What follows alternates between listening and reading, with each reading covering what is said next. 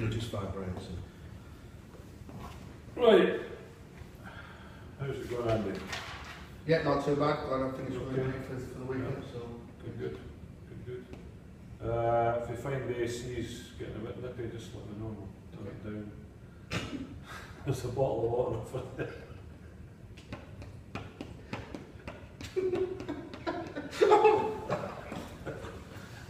Oh, you just edit it. The starting way. Are you ready? Right, keep sense. Right, okay. It's out the way. Just starting. Yeah. Right, okay, Andy. How are you? Yeah, good, thank you. Okay. Yeah, looking for the weekend. Okay, good. Let's just quickly clarify what we're doing here. Little counselling session, very informal. Yeah. So just chill, relax, Okay. take your time. It's all about you figuring out what your issues are. The things that you've mentioned to me so far, let's just clarify exactly what they are that you're having difficulty with: motivation, Yeah. and that you're having, or you've had difficulty with time management so far. Yeah. Well, what it is great is I want to go on to, we're just in the DPHE, I've just finished that. And I need to get on to some more learning. If I'm going to do it, now's the time to educate myself. So when I was in the DPHE, I found it hard to motivate myself. And meeting deadlines, which obviously is taking longer than it should do. And I'm worried that might affect my future plans. So you're concerned that if you take on yet another academic assignment, you're going to suffer from the same sort of problems: motivation, time management. Yeah. Before. Yeah. Okay. No problem.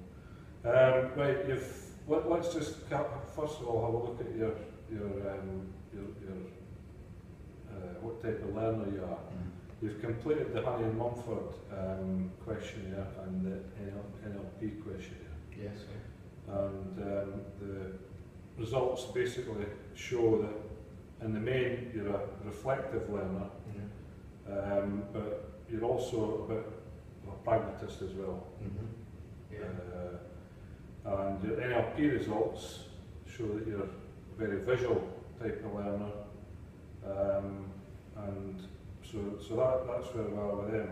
How do you, on reflection, how do you think, now that you know exactly what your own learning styles are, how do you think they've helped or otherwise during your work to now?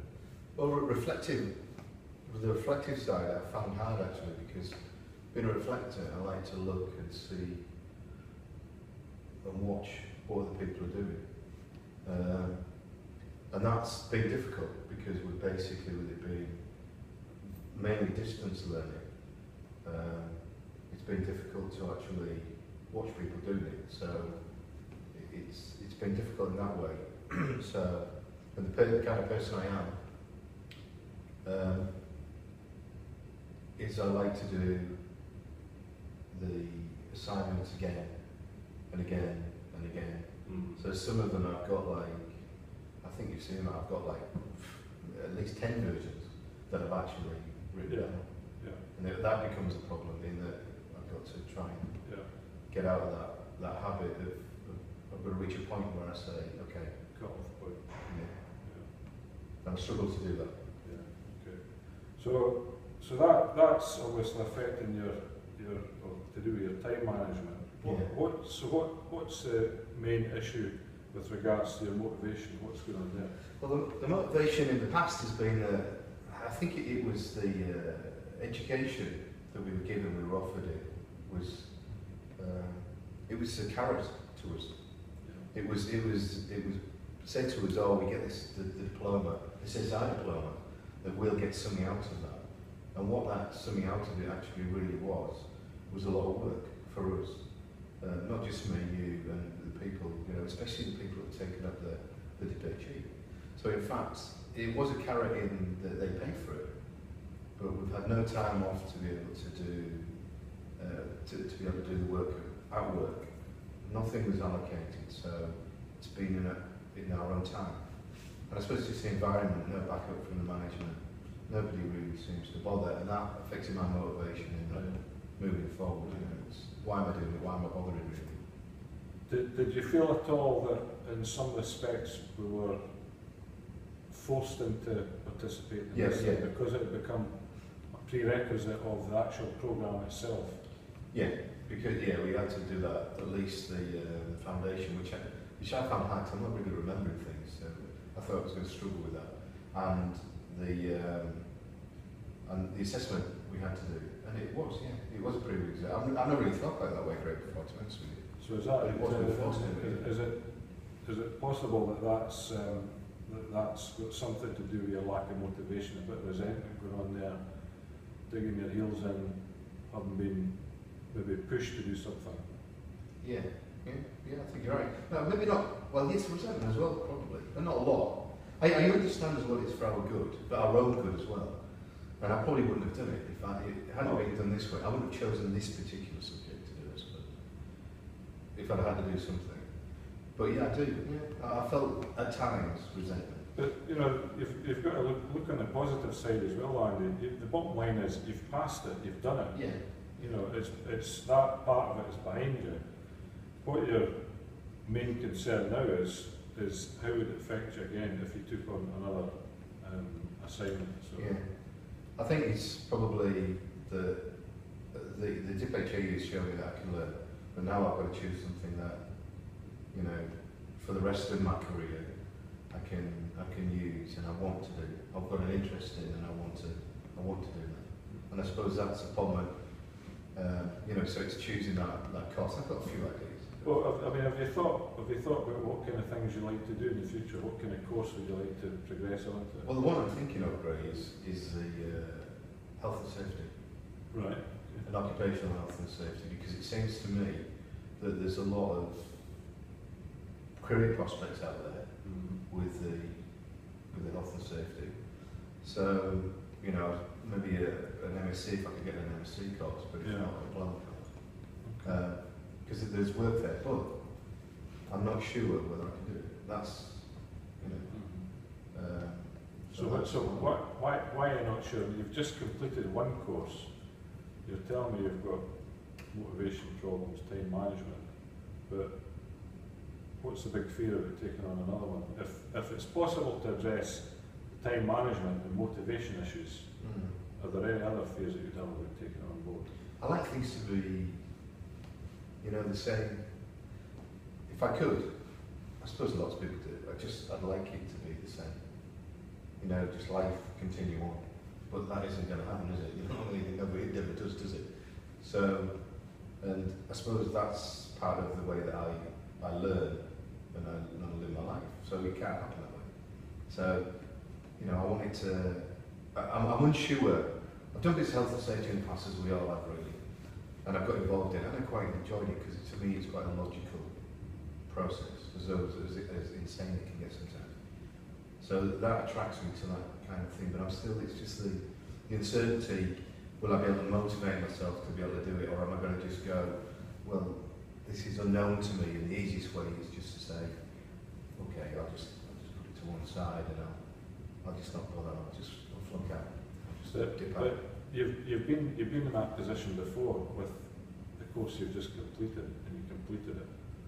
So it's probably something that you can overcome again if you've got more motivation for the next course. Yeah. I suppose it is trying to find that motivation though, but you know, I don't really know anybody in health and safety either, so that's another issue I've got. That, you know, in the realities, it's okay reading stuff and the brochures they show you, but the realities of actually, you know, the job. Well, that's something that I maybe will assist in. We'll talk about that later on. Okay. I've got a couple of contacts in that line of business which would be very useful. Right, so let's look at your time management issue first of all. Let's get that dealt with first. Time management. Where's your biggest issues with time management? Time management initially was really finding, you know, at work, you're teaching or doing things associated with teaching, and then coming home and sitting down for 2 hours and doing the same stuff. So it was bit lazy, I suppose, just finding that time. But having had, if we'd had some time at work to do it, and had some time there, that probably would have been better for me. But my other issue is I don't work very well to open-ended. You know, if I need something. So you need a time scale. Yeah. You need the pressure of a time scale. Yeah. Is that what you're saying? Yeah. But a definite time scale, not a fluffy one. Yeah. You know what I mean? Not one that just like, you know, comes and goes. I mean, as far as getting, let's see what we can do to try and ease that situation. As far as getting time at work's concerned, then that's something that we could probably look at and see if we can. I mean, it's something that should have been afforded here, but obviously it hasn't been. But it's probably something that we could look at and see if we can get some time allocated each week. Depending on other training commitments. That's one potential solution. The other one, the time restraints, well there are time restraints on the programme, but maybe you just need to give yourself time restraints within these overall margins and commit yourself to sitting down for a specific period of time on a specific day or specific period of time at work. Like timetabling something in, something like that. And just, you know, some days you might not feel like doing anything, but make sure you catch up at some other point. You know, I don't know if either of these would be of assistance to you. I mean, that's like sort of general time management. When you're actually sitting down doing the work, do you have difficulty managing how you allocate time to your study from your books and then your actual development of your essays? Once I get going, I'm alright. I tend to, if I start something, then I want to finish it. So once I'm going, it's not too bad. But that, yet again, I can work too long on something rather than just saying, as you, I mean, I think what you're saying is a good idea, is like, you know, is do it, allocate myself some time, 2 hours or whatever, or at certain times, and then, right, okay, I know what I'm doing then, I'm not, you know, I'm not just floating about saying, right, that's what I'm going to do between those times. And that would help, and it's logical for me, that's organising things, so that would be good. So your motivation, completely different issue, but as I say, you've already successfully completed one course, so therefore you could argue there's no reason why you couldn't complete a second one. But if your motivation was improved, then you'd be a bit more inclined to try and take part in something. But with the additional motivation, perhaps, that you've got the opportunity in the future of another line of work. Well, that's what I need, and that's coming with contracts and everything that's coming up. They're sort of going to, you know, they're going to be my natural deadlines, I suppose, if you like, give me something to work to as well. And motivate me. So what can we do, or what can I do to assist with your motivation? Well, I suppose the motivation really, I need, it would be nice for the motivation to actually, to be motivated to know what the job's actually about, if you see what I mean, because that would help me. If I know what the job is really about, I can speak to somebody and get the realisms of it, rather than seeing these glossy brochures, then that'll definitely motivate me, because I know where I'm going, I know the realities of it. Or I won't, so it'll be either one or the other. It'll tell me that yes, that's what I'm going to do, and I'll do it. We'll give you an indication of whether it's going to be worthwhile for you at the end of the day. Because I'd be really demotivated at the end of it if I actually got there and thought this is or I got on the course even. You know, if somebody can actually tell me and give me a bit more confidence that okay, this is what it's about, and I understand that, and then that would be the motivation as well. Well, there's a good friend of mine actually who's involved in health and safety, and he actually, similar sort of situation, he moved.